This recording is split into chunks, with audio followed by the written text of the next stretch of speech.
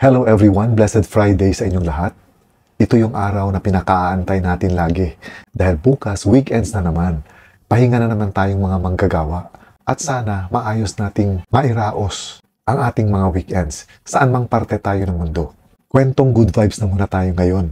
Kumbaga, sa dami ng mga nangyayari sa ating bansa, hindi lamang tungkol sa politika, kung ano-ano pang mga hindi magagandang balita yung mga naririnig natin. Katulad ng pangyayaring persona non grata sa Palawan, yung mga intriga kay Diwata, yung mga nangyayari sa West Philippine Sea, yung tungkol sa Pogo, yung tungkol sa road rage, at kung ano-ano pang hindi magagandang balita. So ngayon, kwentong good vibes na muna tayo. Ang tinutukoy ko ay yung pangyayari sa NAIA na kung saan ang isang cleaner na kinilalang si Rosalinda Celero, 41 years old, ay nagsauli ng napakalaking halaga ng pera sa Lost and Found section ng NAIA. Ayon sa balita, nangyari ito nung minsan daw ay naglilinis itong cleaner na si Rosalinda at may nakita siyang pair of socks or mga medyas sa ilalim ng tinatawag na gang chair. Itong gang chair, ito yung nakikita natin sa mga airport na parang mga stainless benches. At sa ilalim nun, nawalis yung mga medyas. Ngayon, hindi naman niya daw napansin nung una na may laman yung mga medyas. Pero nung isinilid na daw niya ito sa dustpan niya, doon niya na napansin dahil halos hindi magkasya yung medyas. So tinignan niya ngayon at nagulat nga siya na ang laman nun ay mga dollars. Iba't ibang denomination ng dollars. At sinasabing halos nasa 202 pieces of dollar bills. At ang amount nito, kung i-convert natin daw sa peso, ay nasa mahigit 1,000,000 pesos. Ganon kalaki yung natagpuan niyang pera sa ilalim ng gang chair.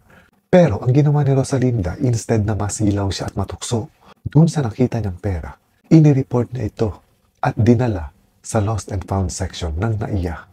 Napakaganda ng ginawang ito ni Rosalinda Celero. Dito natin masasabi that faith in humanity is restored. Pag sinabi kasi natin faith in humanity is restored, ang minimin natin dito ay yung nanunumbalik, yung paniniwala at pananalig natin sa sangkatauhan na marami pa ring mga tao ang may mga mabubuting kalooban. Kasi yung mga katulad nito na mga acts of kindness, hindi lang acts of kindness, kundi kasama na dito yung acts of being compassionate o yung pagiging maawain o yung pagiging madamayin natin. Ganon din yung mga acts of heroism o yung pagiging bayani. Ito yung mga nakikita at nababasa natin na masasabi nating nare-restore yung pananalig natin sa sangkatauhan. Faith in humanity restored. Ngayon kasi, kadalasan, itong magagandang gawain katulad ng ginawa ni Rosalinda ay hindi masyado napapublicize. Kumbaga hindi masyado siya nagte-trending.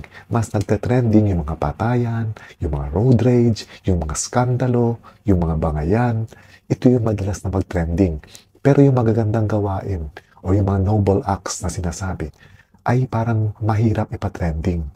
So ako, in my own little way, gusto ko i-share sa mga tao itong napakagandang ginawa ni Rosalinda Celero. Dahil mahirap iwasan yung ganung tukso, lalong-lalo na napakalaki ng halaga. Pero dahil sa napakabuting tao ni Rosalinda Celero, hindi siya nagpadala sa tukso at mas pinili niya yung gawin ang tama. At yun ay yung pagsoli niya nito sa Lost and Found section ng NAIA.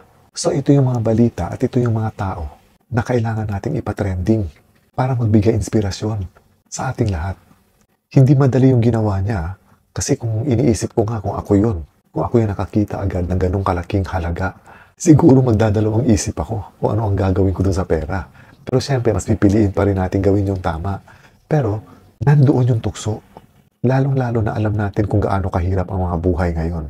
Pero ang kinaganda dito, sa ginawa ni Rosalinda, hindi niya ginawang rason yung kahirapan para gumawa siya ng masama.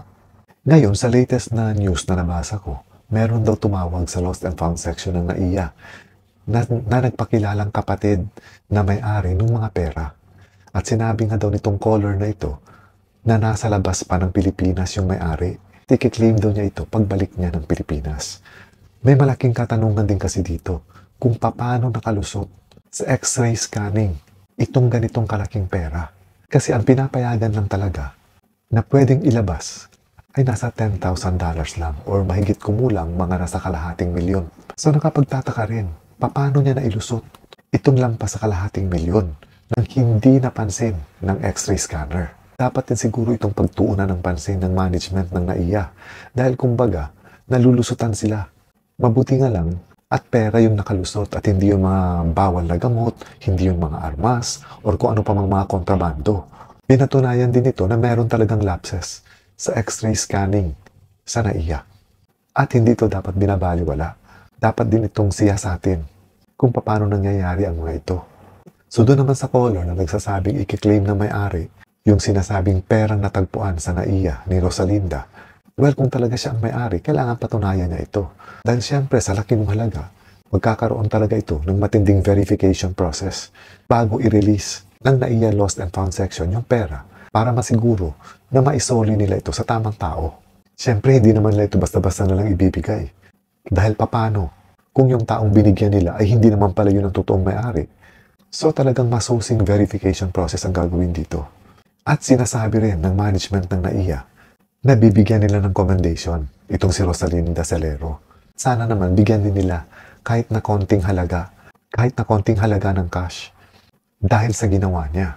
At nang sa ganon, ma-inspire din at ma-motivate din yung ibang mga tao na kung sakasakaling meron silang matagpuan na mga valuables sa NAIA, ay ganun din ang gawin nila katulad ng ginawa ni Rosalinda Salero.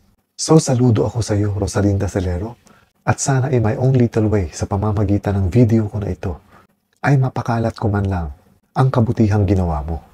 And this is all for now mga kaibigan. Again, enjoy your weekends everyone. Ug daghang salamat sa inyong padayon na suporta sa ako. Stay safe everyone, ingat po kayo lagi, amping mo kanunay, and God bless.